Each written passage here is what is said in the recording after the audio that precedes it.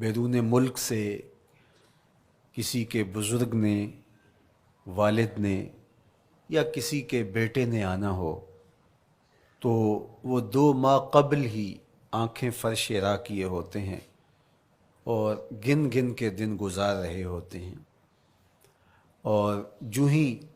لمحے قریب آتے ہیں تو پھر گھڑیاں اور ساعتیں بھی گنی جاتی ہیں۔ بار بار گھڑی دیکھتے ہیں، ابھی تک پہنچے نہیں، جبکہ یہ طے ہے کہ 5:02 پہ فلائٹ اترے گی۔ تو مطلب اس کا یہ ہے کہ جب سینے میں کسی کا انتظار رکھا ہوا ہو تو ان کے لیے پھر سارے کام مؤخر کر کے ان کے استقبال کیے جاتے ہیں۔ یہ مہینہ اللہ کی رحمتوں کا موسم بہار ہے، چھم چھم رحمتیں برستی ہیں، انوار اترتے ہیں، گناہگاروں کو آتش دوزخ سے نجات بخش دی جاتی ہے۔ تو اس کا استقبال کرنا، اس کے لیے انتظار کرنا، گن گن کے دن گزارنا، لمحے اور ساعتیں بسر کرتے ہوئے بار بار ماہ سیام کا ذکر کرنا، اس مہینے کے ساتھ محبت کی دلیل ہے، اور اس مہینے کے ساتھ محبت اللہ سے محبت کی دلیل ہے۔ اس لیے اس مہینے کا استقبال کرنا، اس کے لیے تیاری کرنا، اپنے گھر کو صاف کرنا، اس کے لیے اپنی اولاد کے دل میں شوق پیدا کرنا اور ماحول پہلے پیدا کرنے کی کوشش کرنا، تاکہ جو ہی یہ ماہ جلوہ گر ہو تو روزہ رکھنے کا مزاج پیدا ہو چکا ہو، تلاوت کلام مجید کا مزاج پیدا ہو چکا ہو، دیگر نوافل اور اچھے اعمال بجا لانے کی عادت پڑ چکی ہو۔ تو شعبان میں ہی اس کی تیاری ہوتی ہے تاکہ رمضان المبارک آتے ہی ہم پوری طرح سے مستعد اور فعال ہو کر کے اس مہینے کی برکتوں کو سمیٹ لیں۔ اللہ کے محبوب علیہ السلام نے ارشاد فرمایا کہ جب ماہ سیام آتا ہے فتحت ابواب الجنہ، تو جنت کے 8 دروازے کھول دیے جاتے ہیں، اور جنت کے 8 دروازوں میں سے ایک دروازے کا نام باب الریان رکھا گیا ہے، جو صرف روزہ داروں کے اعزاز و تکریم کے لیے ہے۔ روزہ دار اس دروازے سے گزر کے جنت جائیں۔ حضرت سیدنا سلمان فارسی رضی اللہ تعالی عنہ فرماتے ہیں کہ تو رمضان المبارک سے قبل حضور نے یہ خطبہ ارشاد کیا، یا ایھا الناس، اے لوگو، قد اظلکم شہر عظیم، اللہ نے تمہارے اوپر ایک بہت پاکیزہ، پر نور، عالی مرتبت مہینہ سایہ فگن کر دیا ہے۔ شہر فیہ لیلۃ خیر من الف شہر، اس مہینے میں ایک ایسی رات ہے جو 1000 مہینے سے بہتر ہے۔ جعل اللہ صیامہ فریدہ و قیام لیلۃ تطوع، اس مہینے کے دن کے روزے فرض قرار دیے گئے اور راتوں کا قیام نفل بنایا گیا۔ ومن تقرب فیہ بخصلۃ من الخیر کان کمن ادی فریدۃ فیما سواہ، ایک نفل کا ثواب ایک فرض کے برابر اس مہینے میں کر دیا جاتا ہے۔ ومن ادی فریدۃ کان کمن ادی 70 فریدۃ فیما سواہ، اور اگر کوئی ایک فرض ادا کرتا ہے تو اس کو 70 فرائض کا ثواب ملتا ہے۔ وہو شہر الصبر، یہ مہینہ صبر سے کھاتا ہے، ہونے کے باوجود بھی انسان تناول نہیں کرتا۔ ٹھنڈا میٹھا مشروب میسر ہے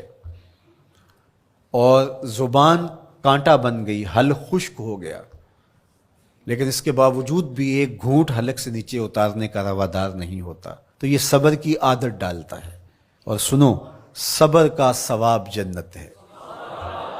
وشہر المواسات، اور یہ ہمدردی کا مہینہ ہے، باہمی پیار کا مہینہ ہے، الفتیں بانٹنے کا مہینہ ہے، نرم دلی کا مہینہ ہے، ایک دوسرے کے احساس کا مہینہ ہے۔ جب کوئی شخص بھوک اور پیاس کاٹتا ہے تو اس کو پھر محسوس ہوتا ہے، بالخصوص امراء،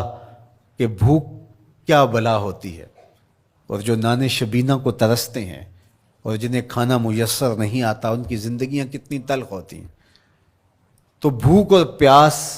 احساس پیدا کرتی ہے، وَشَهْرٌ يُزَادُ فِيهِ رِزْقُ الْمُؤْمِنِ، اور یہ ایسا مبارک مہینہ ہے جس میں مومن کا رزق بڑھا دیا جاتا ہے، غرباء تک بھی اللہ کی نعمتیں وہ پہنچتی ہیں جو عام دنوں میں ان کو میسر نہیں ہوتی، اور امراء بھی نعمتوں کا لطف لیتے ہیں، اس لیے کہ بھوک کاٹنے کے بعد جب ان کو نعمت میسر آتی ہے تو پھر انہیں احساس ہوتا ہے۔ وَمَنْ فَطَّرَ فِيهِ صَائِمًا كَانَ مَغْفِرَةً لِذُنُوبِهِ، جس نے روزہ دار کا روزہ افطار کروایا، یہ افطاری گناہوں کی مغفرت اور آتش دوزخ سے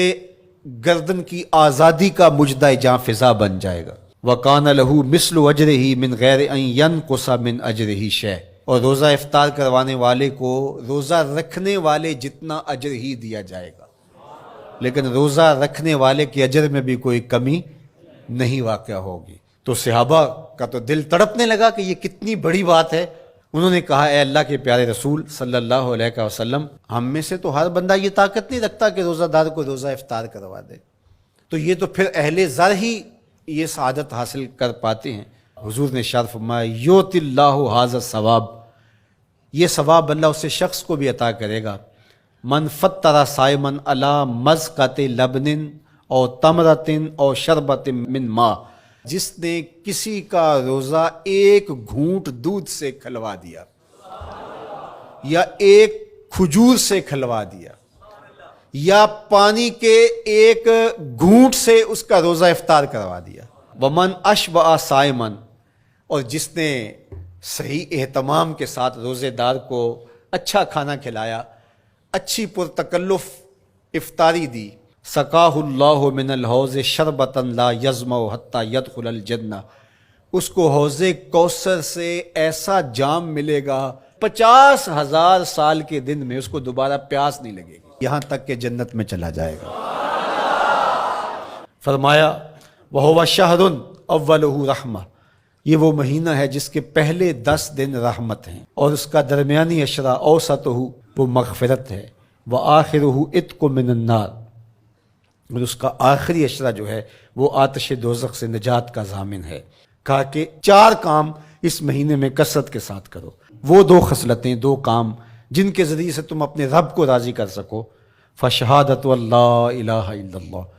وہ گواہی دینا ہے لا الہ الا اللہ، وتستغفرونہ، اور تم کثرت سے استغفار کرو، اللہ سے بخشش مانگو، اللہ سے جنت طلب کرو اور دوزخ سے پناہ مانگو۔